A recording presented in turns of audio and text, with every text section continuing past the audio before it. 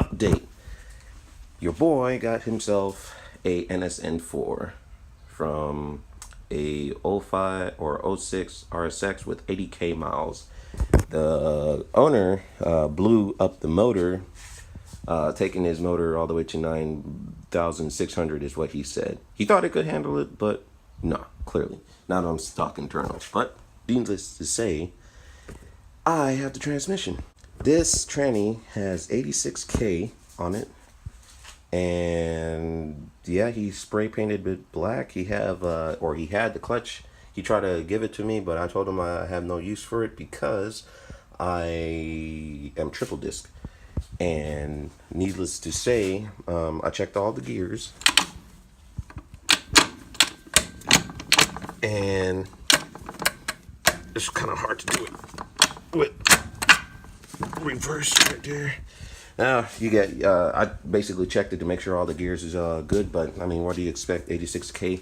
And I even bought the intermediate shaft from the guy, and I wanted to do a side-by-side comparison on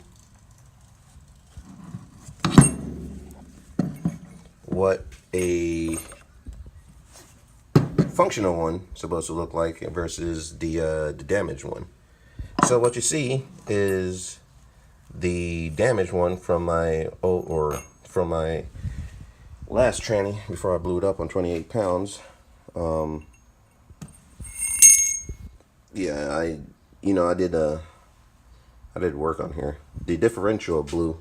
The bolts on the differential, M factory by the way, snapped off, so everything locked up, and that's about it. Versus a stock one right here. Yeah, I guess the force was so big it cracked the tranny housing, everything. I'm a welder, yes, but I mean the way how everything cracked, I was missing pieces, and it was a mess. So yeah, I'm quite pleased, and I got this for 45 bucks, and they go for 100 plus on eBay and junkyards. Some junkyards they charge like $80. Regardless, I got it for a good price. I have two options. Oh, dude, I just realized that he accidentally gave me the throwout bearing. Sounds good. Oh, got a lot of stuff. I'm surprised he didn't. Oh. A lot of grease. And I'll clean it up real good. I have two options. One, give it to or swap all my Gear X stuff in, which I should anyway. Don't even bother, and get ready for Import Alliance in Atlanta. Or B, just throw it in here and drive around and see what would happen. But it's not like I could keep any of the gears anyway, so I might as well play around with it. Or I mean, if I want to make some extra cash, I could sell the gear stack that's inside of here and a 4.7 drive, which is in here. The tranny is completely stock, so I'm really curious to see if the synchros are any good. If it's good, I'll even use it, because well, I don't know, 86,000 miles, and the tranny didn't really been opened, so might as well get new synchros while I'm at it.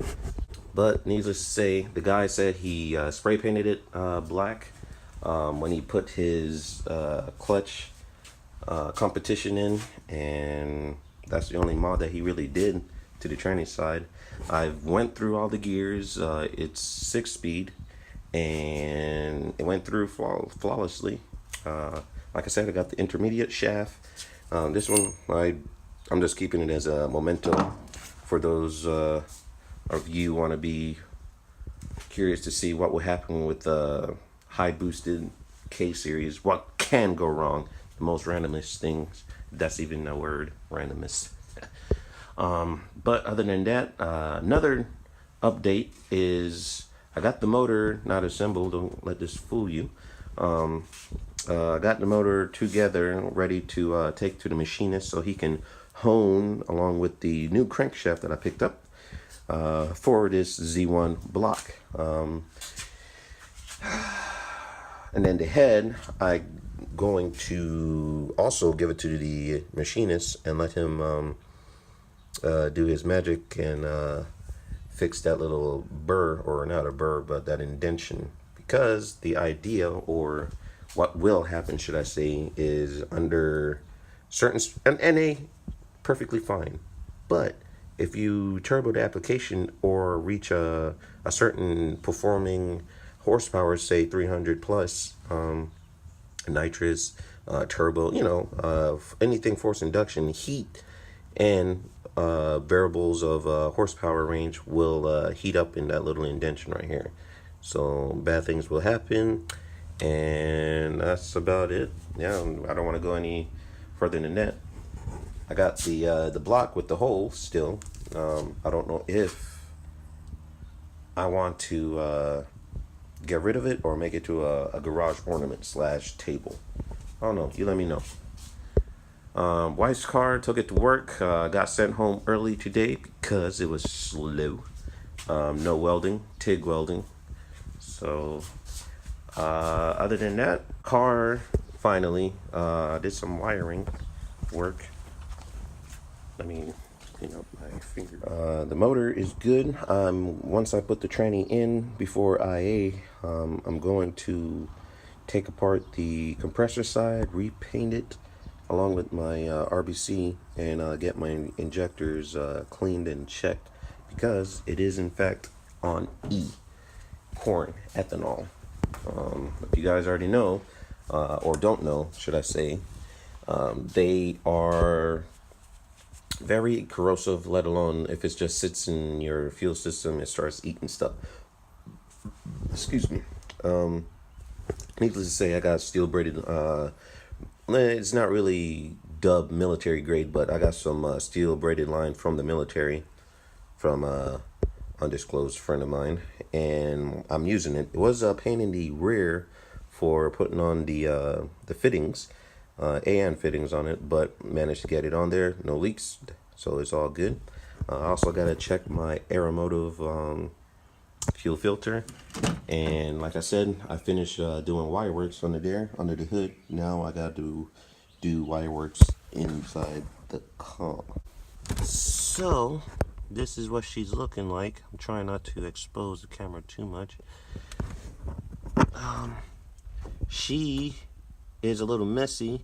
If you guys have Ortiz for the RSX guys, or pretty much to make it for all Honda for intended boosted or gauge purposes, mine's finally let go.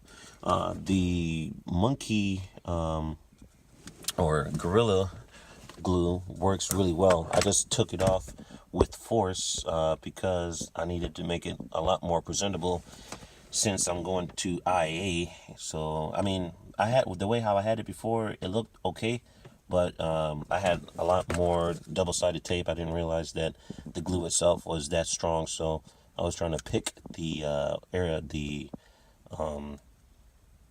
double-sided tape off of the Ortiz gauge pod for my center console.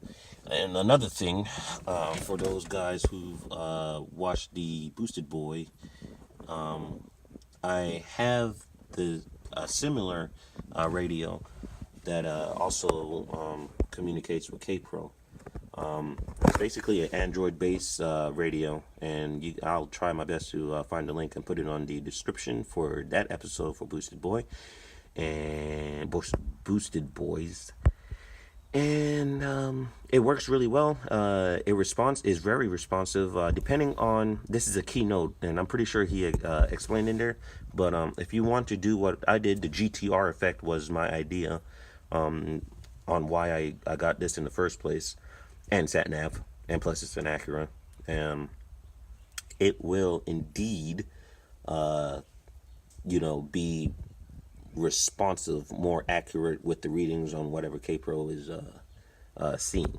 Other than that, that's the only update I have for you guys. I talked to my tuner, telling me I should get rid of this thing, minus the motor and trans, and get the MR2 in place of this one. But that said, that's another story that I can do for another video. I'm not trying to take forever in this video making, but Mr. TDM is out.